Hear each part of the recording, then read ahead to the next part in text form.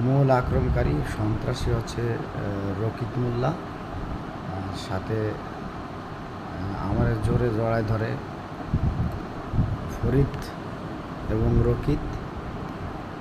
আর রকিত আমার মাথায় চাইনিজ কুড়ুল দিয়ে কোপ দেয়। আমার পকেটে 5 লক্ষ টাকা ছিল, আমি বিকাশের ব্যবসা করি, সেই টাকাটা আমার পকেটের থেকে নিয়ে যায়।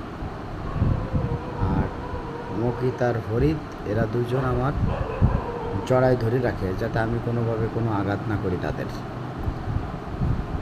এই অবস্থা করছে। এরা একদম একটা কুলাঙ্গার।